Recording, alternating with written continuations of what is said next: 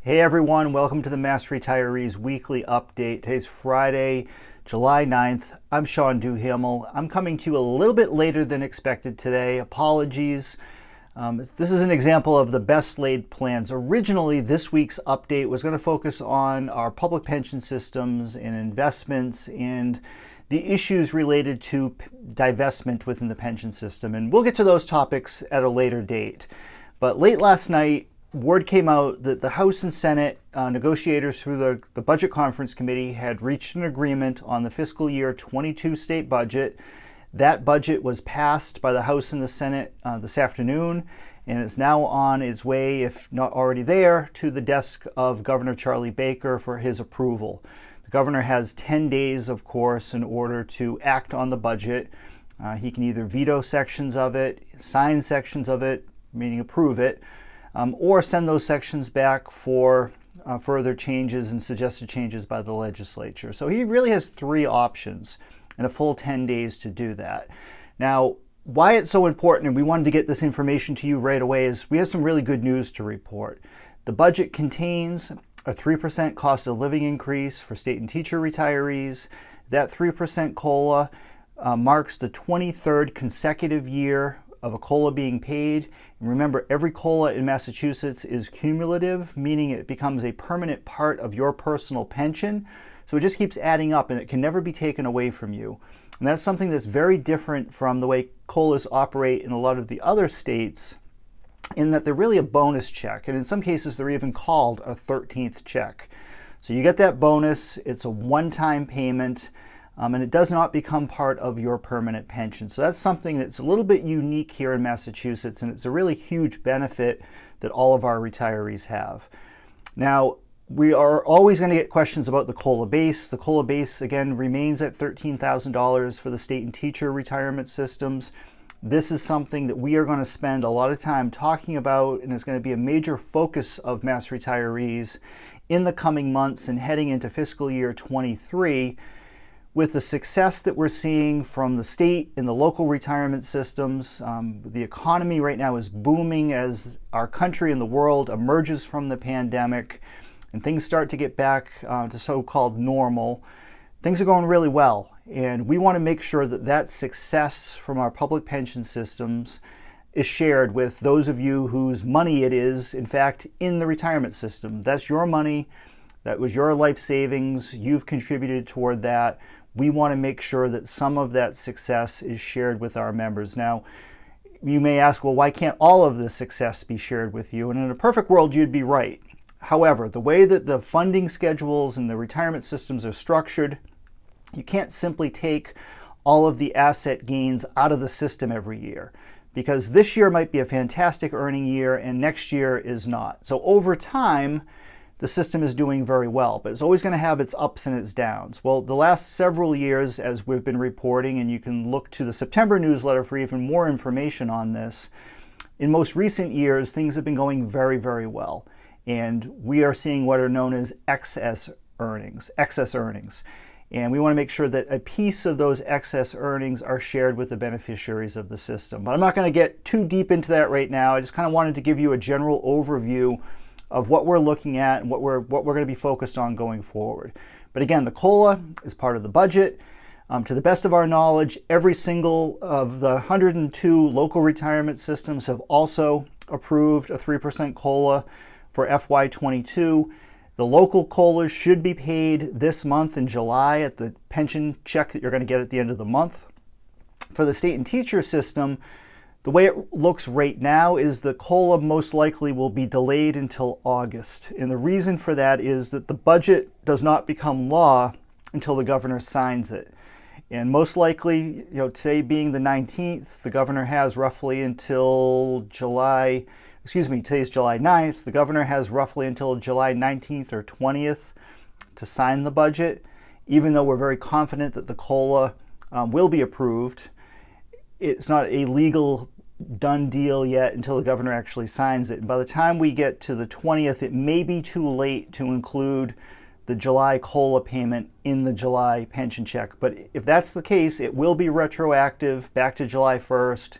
So you're not going to lose out on anything. But I know that both the state and the teacher retirement systems are going to do everything that they can to get that COLA payment out to everybody just as soon as possible. In addition to the COLA, the state's Group Insurance Commission is fully funded. There are no changes with benefits or premium contributions or co-payments and deductibles, any of those things.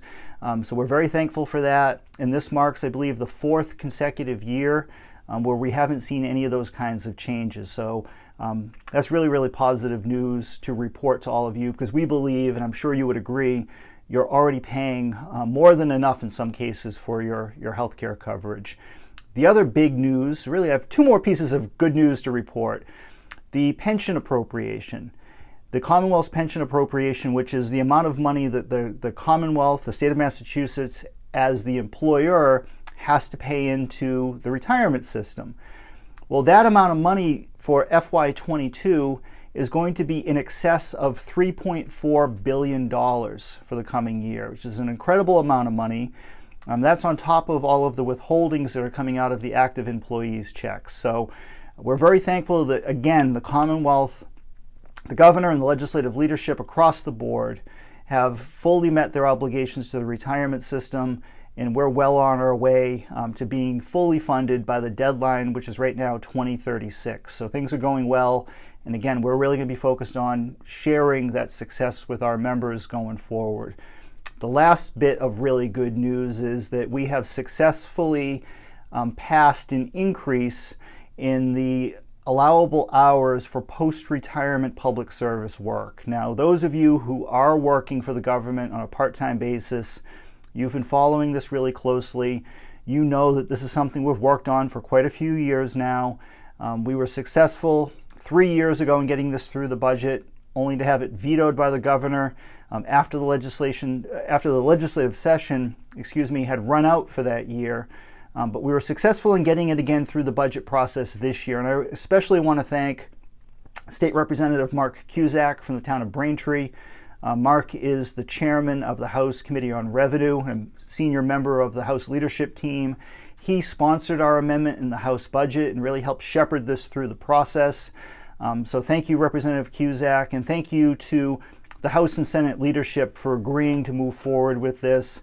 Speaker Mariano and Senate President Spilka, along with Ways and Means Chairman Aaron Michaelwitz on the House side, and on the Senate side, Ways and Means Chairman Michael Rodrigues. Without their support, we wouldn't be successful on this. So the outside section is Section 18. That increases the allowable hours from the current 960 hours a year up to 1,200 hours a year. That is now part of the budget on the governor's desk. We are going to be working with the governor and his team in the hope that the governor this time around will agree to this increase in the hours and that we're not going to run into a veto problem. However, at the end of the day, if the governor unfortunately does veto this, we do have time on our side to override the veto. The legislative session stays in full formal mode through July of 2022. So another year before the legislative session ends. So, but again, our hope is it doesn't come to that. We believe that we have the evidence over the last couple of years of why this is important, why this is necessary, and we hope that Governor Baker agrees with us.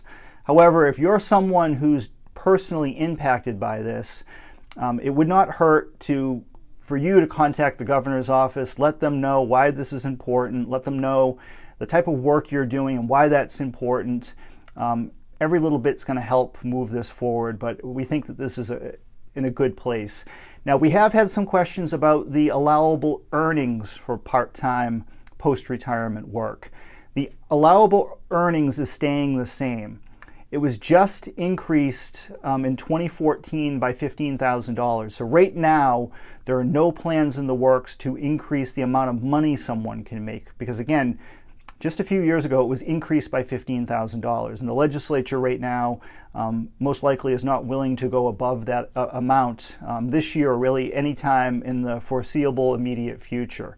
And the formula is quite simple. It's the difference between your pension, what your former job currently pays, plus an additional $15,000. The vast majority of our members fall victim to the hourly restriction rather than the monetary restriction. We do have some members, depending on the position that they're working in and the type of work they're doing, do hit the monetary limit as well. But the vast majority of our members have been focused on the hourly limit. Under the old limit, the average came out to 18.5 hours a week. Under the new 1,200 hour limit, the average comes out to 23 hours a week. So it is more or less a standard part-time job under 23 hours a week. So this has been a really good week for public retirees and for our members. It's a great way to start the month of July. We're going to have a lot more to report as the month goes on in terms of our other bills, in terms of Social Security, and my original video from this week, which once again was focused on pension divestment and some of the questions we've been getting from members on that end of things. And we'll provide that to you in the future. But with that, I'm going to sign off for today. Thank you so much again for your support of our association, and we'll be back to you again next Friday with a new update of what's going on. Take care.